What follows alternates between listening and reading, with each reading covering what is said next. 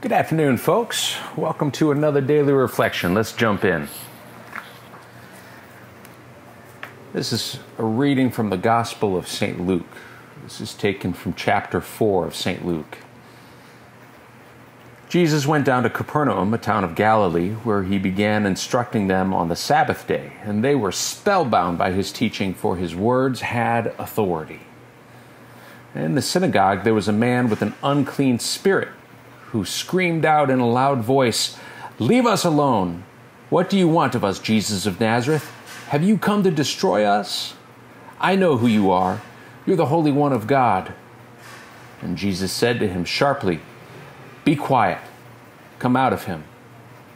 At that, the demon threw him to the ground before everyone's eyes and came out of him without doing the man any harm.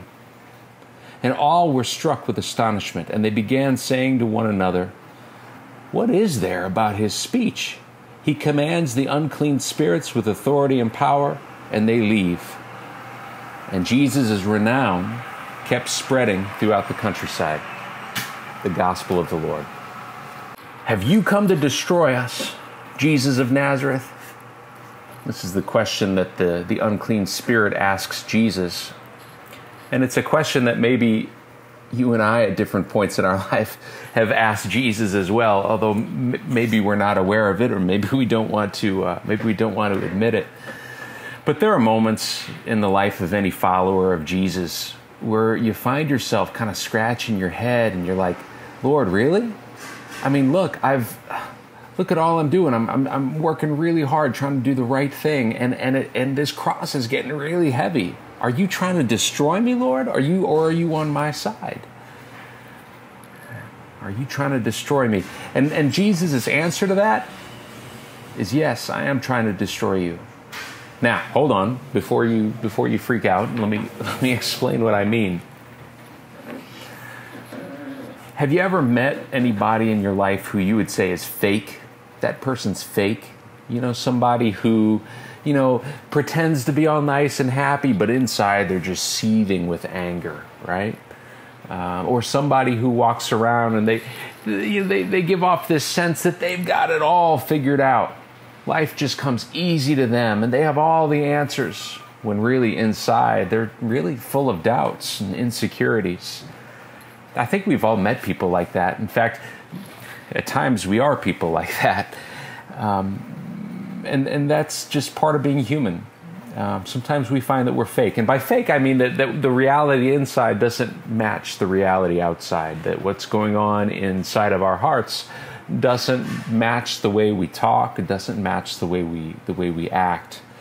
And I think, like I said, I think in some ways we're all like this. At different points, we all wear masks. Again, I think that is very much a part of human experience. Think of it this way. I don't know how many of you would say that, you're one person when you're at work, right? You have a certain persona, a certain mask that you wear when you're at work, and you have a certain mask that you wear when you're at home. And maybe that's different than who you are when you're at work. And maybe or at school, and maybe that's different from the mask that you wear when you're out with your friends. Different circumstances in our lives. Very often we're different people. We think differently. We act differently. We talk differently, and it's all about really fitting in. I think essentially that's what these masks are. So inside of us is this true self that we have. But our outside appearance, the way we project ourselves in the world, that changes depending on where we are or who we're with. I think that's fairly common, right?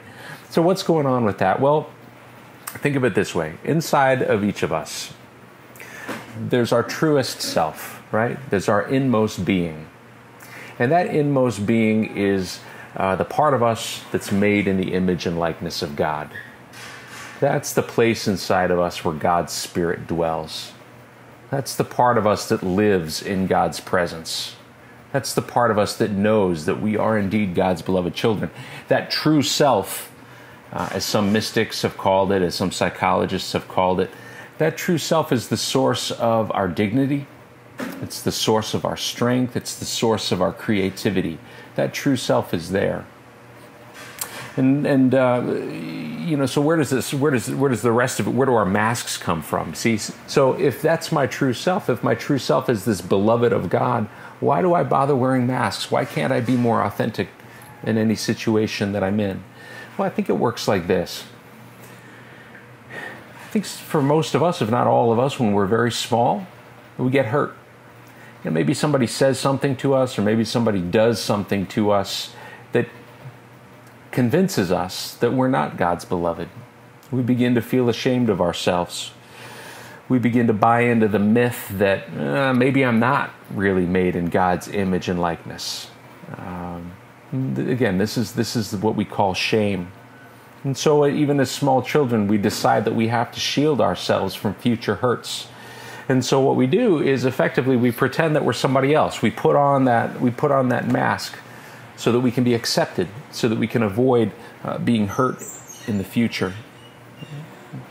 And this happens to us over and over again because the hurts in life keep coming. And every time we're hurt, the wall gets thicker, right? The masks grow in number. And again, this is what we call the false self, right? So we've got this true self inside, which is where God's Spirit dwells, and then we've got this self that we use to protect ourselves from others. And I think this happens naturally. And in and of itself, there's nothing wrong with that, right? This is just the way that our mind protects itself. This is the way our psyche protects itself. But the problem comes in that we get confused between our false self and our true self. Sometimes we wear so many masks that we forget that there is a true Brian underneath all of that. We forget that there's the true me underneath all those masks. And that's where the wheels come off the wagon. When that happens, when we get confused between the false self and the true self, when we don't realize that we're just wearing masks, that's when problems happen because we lose track of our true selves. We lose track of the fact that we are God's beloved children. We lose track of our own dignity. We miss out on it. And we begin to believe all these illusions that we've created about ourselves. Eventually we get lost, right?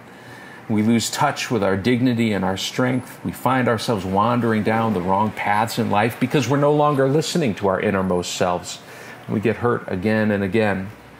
And so I want to go back to that question that the demon asked Jesus. Have you come to destroy us? And maybe that's a question that's worth asking him. Have you come to destroy us? And again, Jesus looks at us and with a smile on his face, he says, yeah, I have. But not your true self.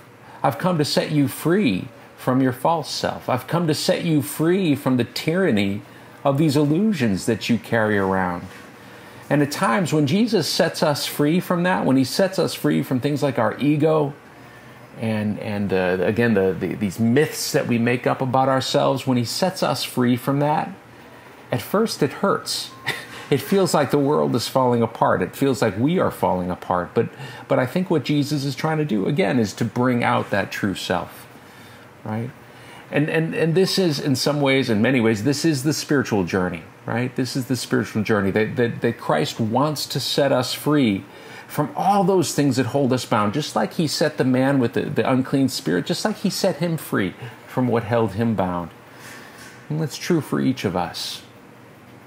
So that's maybe something worth thinking about, and it's maybe something worth praying about. Am I really in touch with my true self?